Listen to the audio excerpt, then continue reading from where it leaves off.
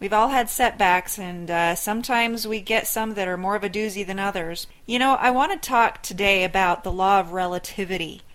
I've picked this topic because it's something we all employ every day, whether or not we know it. When we use it properly, life gets better. When we use it improperly, which is the default setting for most of us, life seems hard. The law of relativity states that nothing we experience is fundamentally good nor bad. Just like the immutable fact that energy is, each life experience we have also just is. Our mind has three main components.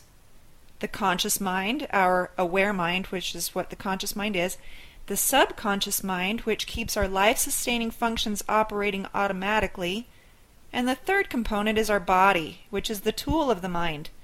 Remember, we're not a body, we live in a body. So if you go stub your toe, you can remember, I'm not a body, I live in a body. I'm not a body, I live in a body. And sometimes that can help you get through.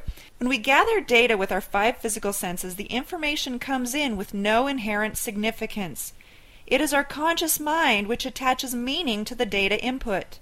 Our conscious mind decides whether the experience is good or bad, strongly influenced by programs that are running constantly in the background of our subconsciousness.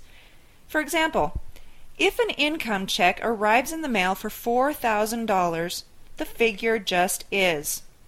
It simply is what it is. For a person who has a subconscious program running that says he is accustomed to receiving income checks for $1,500 at a time, the $4,000 check he sees is good and would probably initiate very positive feelings. However, for a person whose subconscious program says that he is accustomed to receiving income checks of $22,000 at a time, the $4,000 check will appear bad and may initiate feelings of panic and despair. Well, what's the truth? The truth is that the $4,000 check just is. Without conscious mind interception, the person who sees it as bad will begin to feel bad. And by law, his body will begin to move into a negative state, or a negative vibration, if you will. In this condition, he is cut off from his personal link to inspiration. Let me say that again. When you are in a negative vibration, you're cut off from your personal link to inspiration, the instinctive part of you that can lead you to the very solution you need in that situation. So in order to keep the channels of inspirational guidance open, you need to remember that the $4,000 check is not good nor bad, it just is, and your conscious mind has a God-given ability to purposely assign a positive meaning to the data input. Let me say that again. Your conscious mind has a God-given ability to purposely, by choice, assign a positive meaning to the data input. By assigning a positive meaning to it and feeling good about it, by law your body will move into a positive state, or a positive vibration, and open the way for the solution to be eventually discovered. How does this happen? Well, if you choose a grateful and positive state, no matter what the circumstances are, you not only keep the channels open with God, but also prepare yourself to make connections with the right people who will say or do the right things to trigger the ideas which will open the way for you to come out on top in the long run, without fail, so long as you persevere in the positive, hopeful, and expectant state. Because people around you will be attracted to you and your purpose, and you'll find the right help from the right people just at the right time. The law of relativity can help this happen, and here's how. Whatever life delivers, know this: it just is. It is not good, it is not bad, until you compare it to something else. If you constantly feel life has been beating you down, it's because you have conditioned yourself to expect it should have delivered something different. You have decided that what has happened should not have happened to you.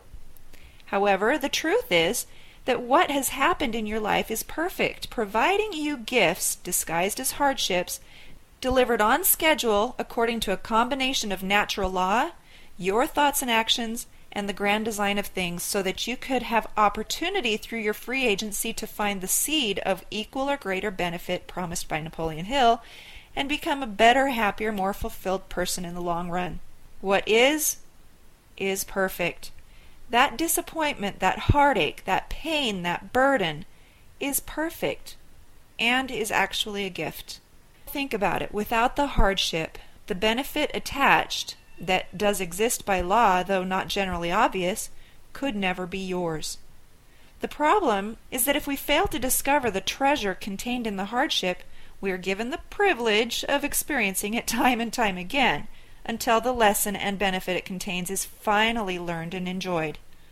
Have you ever felt like you just keep having the same problems over and over and over again, and you're wondering, when is my life going to stop doing this to me? It's because there is a gift, there is a seed of equal or greater benefit contained in that hardship, and it will continue to be presented to you time and time again until you discover it. Once you discover it and utilize it for what it was meant, then you do move on and life changes, and you will find that your life can experience that quantum leap that you've been looking for. As James Allen describes in As a Man Thinketh, when a man completely and genuinely alters his thoughts about his problem and discovers the true perspective that God intends for him to adopt, it will become so out of harmony with his mentality that it falls out of his life as a garment is cast aside, and with the growth of opportunities which fit the scope of his expanding powers, he passes out of it forever. How then do we change the way we feel about our troubles? How can you possibly assign positive meaning to something that seems so intolerable? The answer? Use the law of relativity. Think about it. Think about how it could be worse, and simply generate feelings of gratitude that it isn't. Instead of using the law against yourself by constantly comparing your situation to others who appear more happy, work with the law by comparing your situation to how much worse it was before, as the case may be, or to how much worse it could be. You have much to be grateful for, and genuine gratitude never goes unrewarded. Here is a true story to help you feel better about your situation, because I am confident that you are not financially worse off than this. Success Magazine did a piece on Donald Trump, and it stated, "Not everything has gone Trump's way. Of course, in the early 1990s, for example, Trump struggled to stay in business during a deep slump in the commercial real estate market.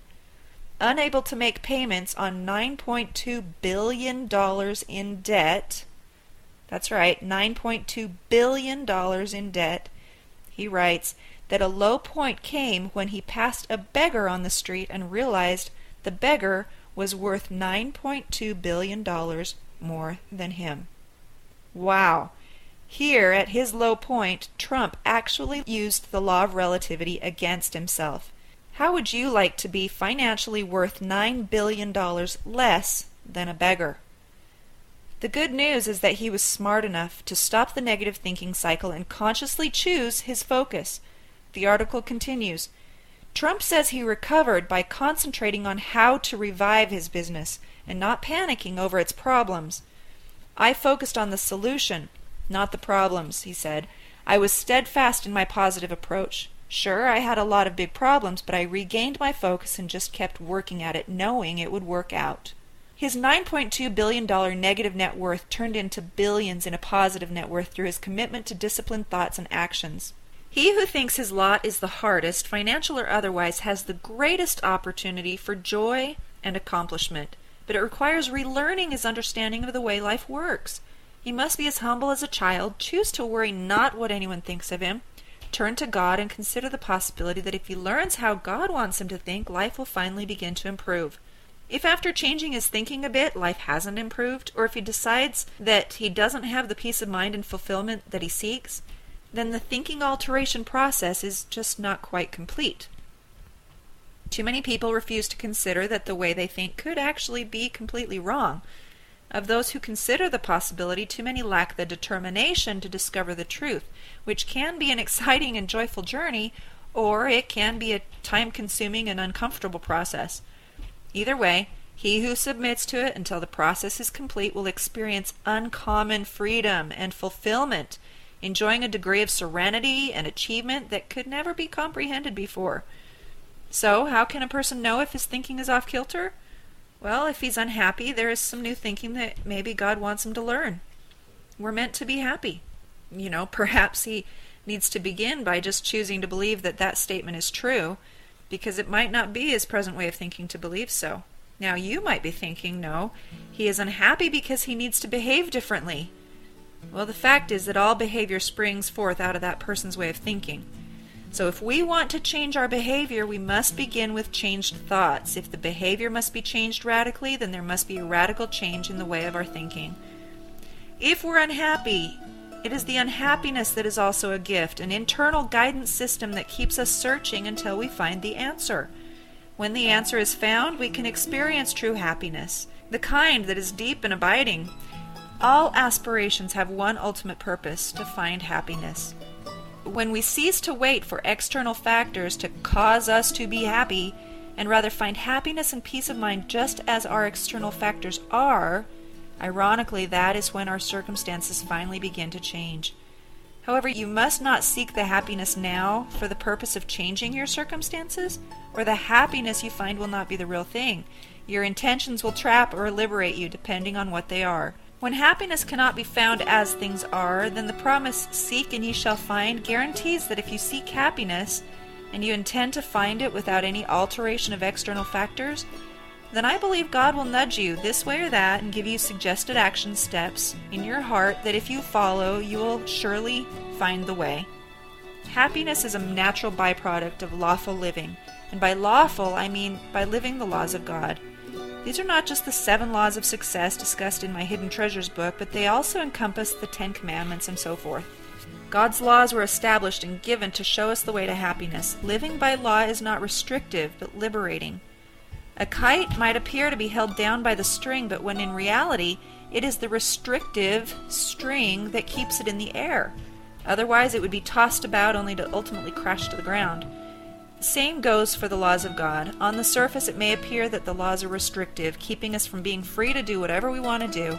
But like the kite without a string, when we disregard the laws of God, we feel free for a time, but we will eventually come crashing down. And the only way to return to the freedom of the skies, so to speak, is to re-adhere to His law and let the winds of life blow our way. Allow the hardships to be the wind that keeps you soaring. That's how to soar. That's the formula for success. Adhere to law and let the stormy winds of life blow. Don't wish for no wind. Don't wish for no hardships, because without them you have no true joy. It's impossible. However, just because there is a stormy wind does not automatically mean the kite will fly. It must adhere to the string and face the wind head on. Ease will never compare to joy. So what is your goal? Are you looking for an easy life or happiness no matter what comes your way? This has been A Little Bit of Wisdom with Leslie Householder. Listen to her podcast and download her books free at ararekindoffaith.com.